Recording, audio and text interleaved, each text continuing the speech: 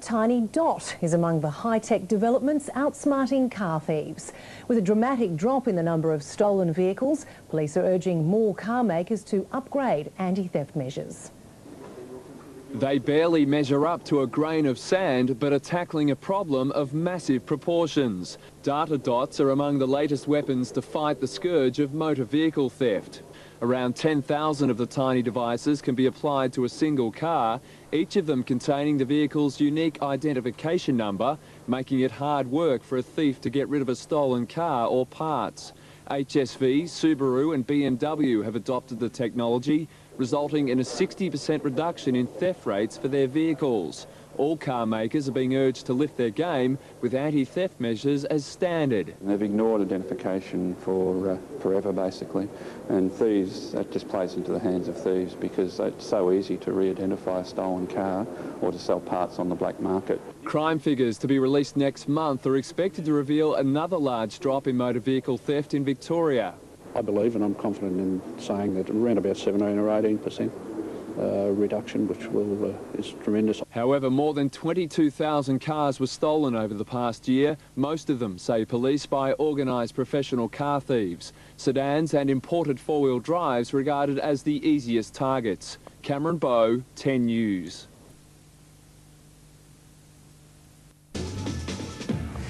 Good morning to you. That's a look at the Sydney skyline. Currently it's 14 degrees outside, heading for a sunny top of 23.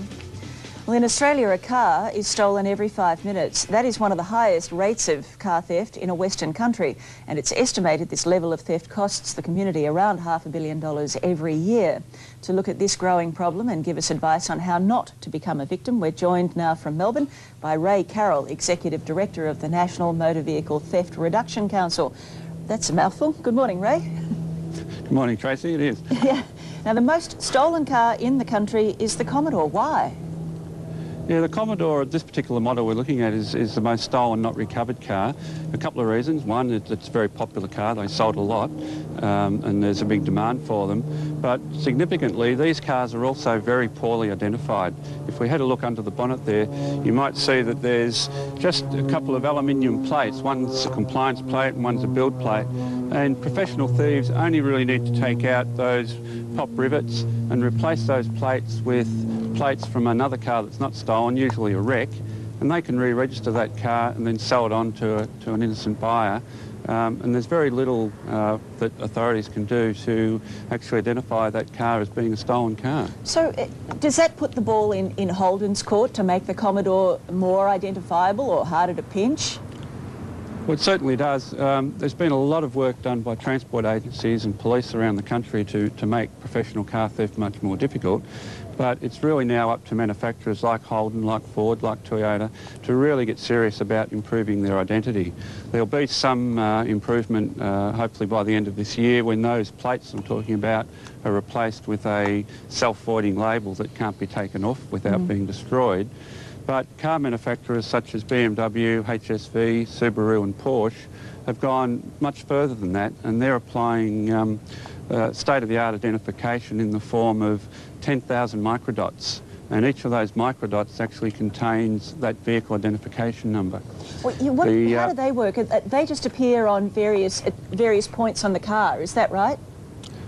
Yeah, the microdots really just look like this, and they're sprayed throughout the car, and about 10,000 of those tiny little dots you need to zoom in quite close to get a sense of them. Yeah, if we can see them there. Okay, that's a bit better. About 10,000 of those get distributed right throughout the car, and they're so small and they're so pervasive that it's impossible for even the most determined professional thief to be sure that he could get rid of them. And already we've seen some very good investigations coming out of the police based on these microdots. And I'll just show you, that's an exploded view of the microdot, and it contains the entire VIN number of the car. Wow. Remarkably, Ray, can I interrupt you? How expensive is it for any of us just to spray those things on our cars? Yeah, you can actually, I think, get them on individual cars, but they're really most effective when they're right across a particular range, because then police and transport authorities know that they're there, they know to look for them.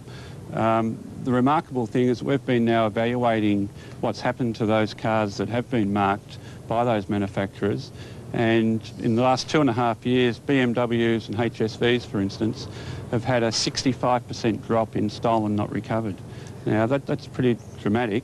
Subaru, which has had a particular problem with their performance car, the WRX, have had a 95% drop since they've been applying this technology. All right. In theft of those cars. So it's really up now to our mainstream manufacturers to start thinking seriously about this. All right. It's good advice, and thanks for being with us, Ray.